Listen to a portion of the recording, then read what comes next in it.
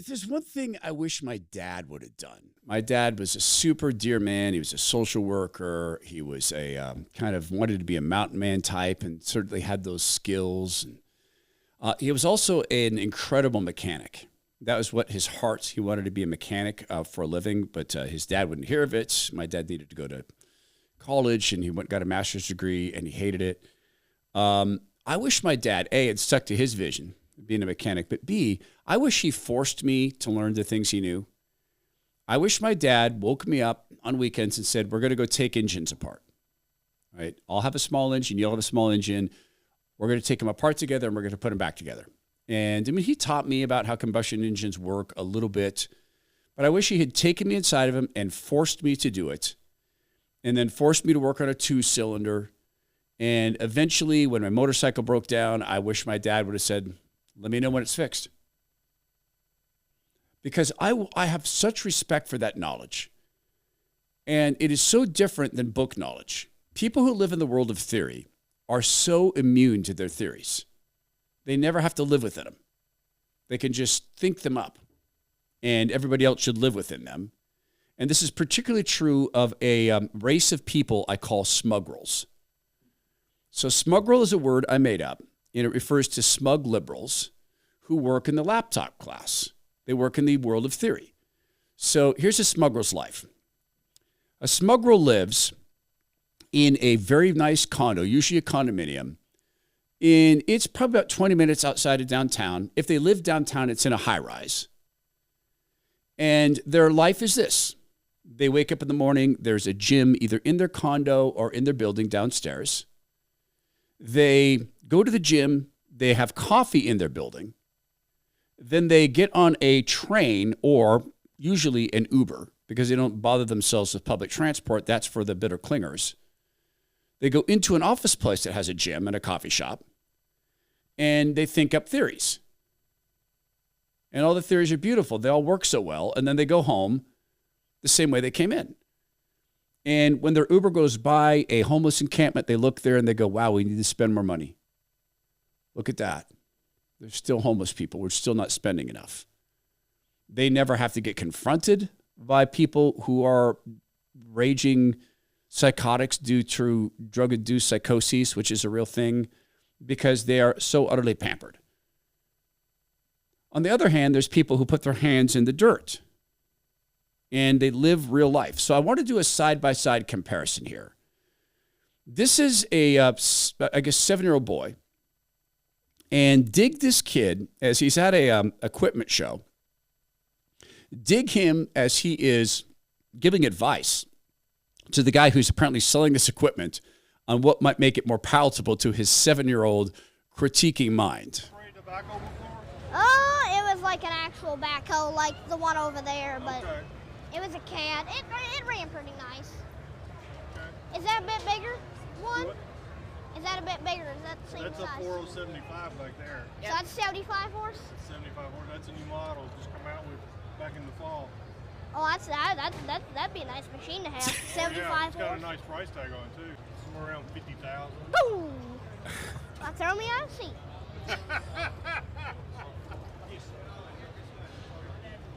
I like that it's got stabilizers, so if you're digging something really hard, you don't tip one way. Over. Well, if you're gonna... The thing about getting in it is this is a little bit in your way. If it was over here, I can see that. Yep. The ergonomics. And those pedals are also a little bit, but I like all the places to put stuff. To put your gadgets in. Yeah, you can put your cup holder. Your sweet tea. You like sweet tea? Yep. I like that you got a nice big beefy good front bulky axle. axle. Yeah. So how many pounds is this tractor roughly? Tractor weight, or how much can it pick up? How much can it pick up? You're probably looking somewhere around 2,200 pounds. Wow, that's a lot of. That's a lot of weight, isn't it? I could lift some big rocks with that. Oh yeah, definitely. Nice big old bucket. Big heavy material bucket. Oh, the kid is so cool.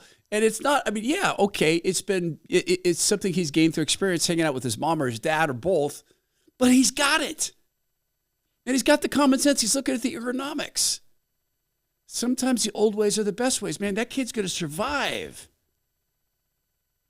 We're going to compare him to the results of the work of the brightest, best people in theory from the most robust, important colleges who thought some stuff up for Seattle. And let's see which one's smarter. Imagine this 7-year-old kid seeing this stuff, and he's on a city council. I'll show you this in just a second, and it does have to do with our bodies. Your body is probably short on a very, very important element, and that is magnesium. Super easy to say, I don't care about no magnesium. It's the same way to say I don't need a flashlight in my car. Until you're in a dark parking lot and you drop your keys. And your phone flashlight ain't getting it done. I don't need one. I don't need a calculator. Well, you might need one. You do need magnesium, and here's some ways you can tell. 80% of Americans are short on this, so you can tell. High levels of stress. That can mean that the stress hormone cortisol is spiking, so you don't just feel stress. When you're feeling stress, know that your body stores every bit of carbohydrate you're eating. It wants to store it as fat because it thinks you're in a fight or flight mode. Just know that. You probably have trouble falling asleep and staying asleep, and you probably have problems with regularity. There are 597 other body interactions either driven by or regulated by magnesium, and you're probably short on that. So here's like 3 choices. 1, do nothing, and then everything gets worse. Number 2, go to the China marts, pick up some magnesium from China, which is fake, synthetic, non-magnesium, just made to kind of be like magnesium, or go to Magnesium Breakthrough from biooptimizers.com. These are 7 forms of magnesium, all organically derived, all what your body needs, the full spectrum of magnesium, and it is now more absorbable. Plus, it comes from Biooptimizers, 25 years in the business for a reason, because they're constantly improving. Go to biooptimizers.com/Todd. Use promo code Todd to get 10% off all their products, including Magnesium Breakthrough. And when you subscribe, they are going to give you exclusive discounts, exclusive free gifts, and exclusive information packs on how to improve your body overall. It's biooptimizers.com/Todd. Use promo code Todd. There's a drug that's making its way through Seattle. It is 50 times stronger than fentanyl. Oh, and by the way, it's 50 times cheaper.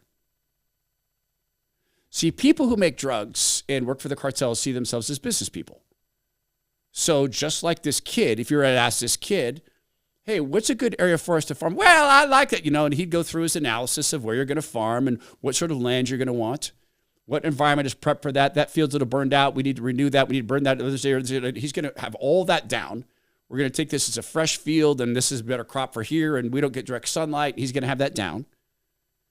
The cartel people know where to go do business. They go to where the best and the brightest public health officials reign in the city of Seattle that 30 years ago started with, let's have people bring in a dirty needle and get a clean one. That's how needle exchange started. Here's a dirty needle.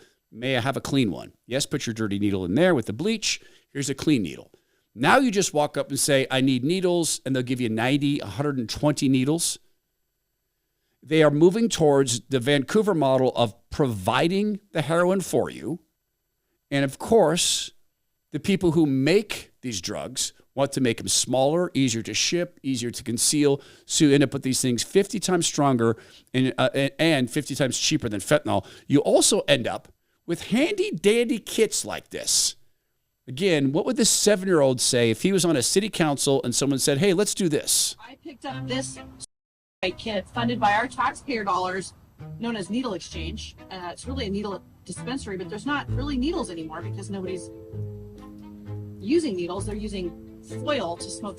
The number 1 cause of death in the United States of America is overdose deaths between the ages of 18 and 45. We have foil.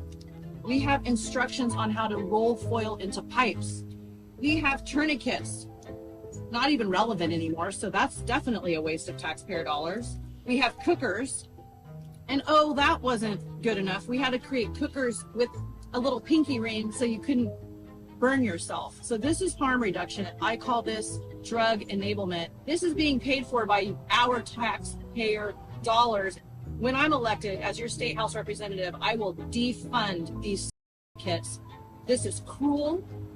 We're giving these out to teenagers. We're giving these out to first-time users. Sadly, in this kit that I picked up at the King County Needle Dispensary, there was nothing in this package that offered access to treatment. We need a culture that makes it hard to get high and easy to get clean. When people come out of drug recovery centers, sobriety centers, within 15 feet, usually there's someone offering them drugs.